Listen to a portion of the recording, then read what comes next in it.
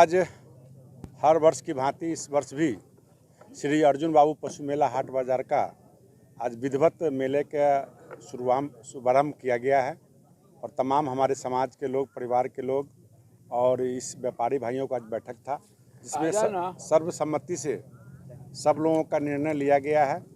यह मेला अब 1 महीने का लगेगा। पिछले बार 15 दिनों का मेला था, जिसको बढ़ाकर लोगों के डिमांड पर 1 महीने का किया गया है और इस 1 महीने के कार्यक्रम में वह तिथि होगा 9 अप्रैल 2024 से 9 मई 2024 तक। इसमें 1 महीने के अंदर तमाम लगभग 15 राज्यों से लोग आएंगे। एमपी से आएंगे, यूपी से आएंगे, राजस्थान से आएंगे, गुजरात से आएंगे, आपको असम, बंगाल, बिहार, तमाम जगह से लोग यहाँ व्यापारी भाई आते हैं। घोड़े के हैं, हाथी के हैं, गाय, भैंस और तमाम चीज़ों को लोगों को देखने के लिए इस बार बेहतरीन व्यवस्था मेला आयोजन समिति के द्वारा किया गया है, जिसमें सर्कस भी, जेमिनी सर्कस का भी व्यवस्था हो गया है, बात हो गई है। सर्कस वाले आएंगे, डिज्नीलैंड वाले आएंगे और इस बार का जो आकर्षण का केंद्र झूला होगा वो एक बेहतरीन तरीके का फिश टनल, जो एक झूला के अंदर आता है फिश टनल, जिसमें रंगीन मछलियों का एक 10-20 हज़ार मछलियाँ उसमें रहेगी, उसको लोग देखेंगे और शीशे के अंदर वो बंद रहता है। और उसके अलावा मौत का कुआं, जो बिहार का सबसे बड़ा मौत का कुआं होगा, उसमें लगभग 10 मोटरसाइकिल और 7 मारुति कार एक साथ चलेंगे। ये सारी व्यवस्था बनाई गई है और निश्चित तौर से इसमें एक नया चीज़ और भी ऐड किया गया है।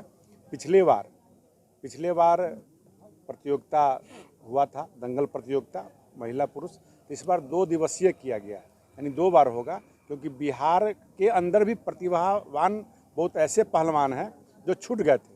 जिन लोगों ने मुझे शिकायत किया कि हम लोग बिहार के रहने वाले हैं, हम बिहार में अपना प्रैक्टिस करते हैं, खेलते भी हैं, हम लोगों को आमंत्रण नहीं दिया गया।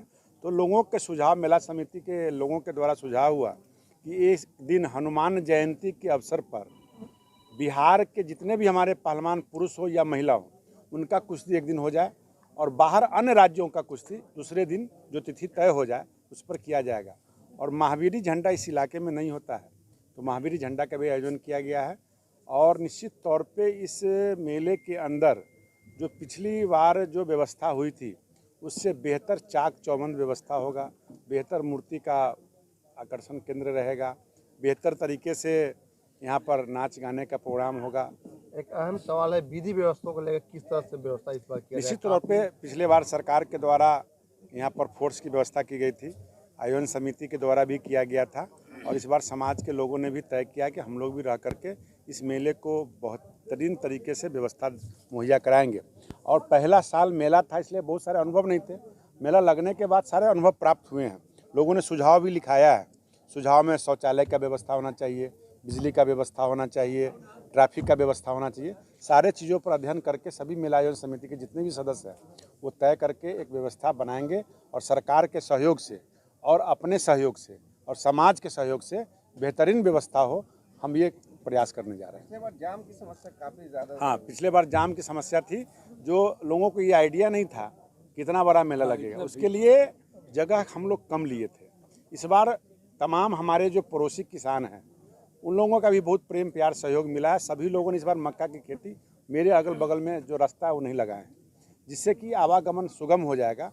और पिछले साल गेहूं, ये मेला पहले लग गया था, इस बार मेला 1 महीने के बाद लग रहा है। उस समय सारे फसल कटे रहेंगे, तो कहीं से भी लोग निकल सकता है। उसके अलावा 2 रोड हमारा जो नहीं बना हुआ था, वो रोड भी बन गया है, तो बेहतरीन तरीके से यातायात का सुगम व्यवस्था किया जाएगा इस पर।